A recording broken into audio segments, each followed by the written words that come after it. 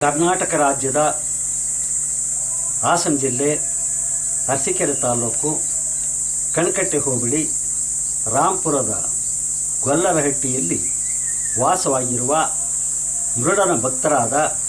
ದಿವಂಗತ R M Sidlingappa ಮತ್ತು ಸಾಧ್ವಿ ಶಿರೋಮಣಿಯಾದ ಶ್ರೀಮತಿ ದಿವಂಗತ ಗಂಗಮ್ಮನವರ ಗರ್ಭಸಂಜಾತನಾದ ಮಲ್ಲಪ್ಪನಾದ ನಾನು ಮೈಸೂರು ವಿಶ್ವವಿದ್ಯಾನಿಲಯದಲ್ಲಿ ಸ್ನಾತಕೋತ್ತರ ಪದವಿಯಲ್ಲಿ NA ಪದವಿಯನ್ನು ಗಳಿಸಿ ಕರ್ನಾಟಕ ಉಚ್ಚ ನ್ಯಾಯಾಲಯದಲ್ಲಿ ಶಾಖಾಧಿಕಾರಿಯಾಗಿ ಬಡವರ ಬಂಧುವಾದ ಆಶಾಕಿರಣವಾದಂಥ ದಿವಂಗತ ಡಿ ದೇವರಾಜ ಅರಸುರವರ ಸಚಿವ ಸಂಪುಟದಲ್ಲಿ ಸಚಿವರಾಗಿದ್ದ ದಿವಂಗತ ಶ್ರೀಮಾನ್ N ಬಸವಯ್ಯನವರ ಆಪ್ತ ಸಹಾಯಕನಾಗಿ ಕೆಲಸ ಮಾಡಿ ಹಾಗೂ ಕರ್ನಾಟಕ ರಾಜ್ಯದ ಮಾನವ ಹಕ್ಕುಗಳ ಆಯೋಗದಲ್ಲಿ ಶಾಖಾಧಿಕಾರಿಯಾಗಿ ಕೆಲಸ ನಿರ್ವಹಿಸಿ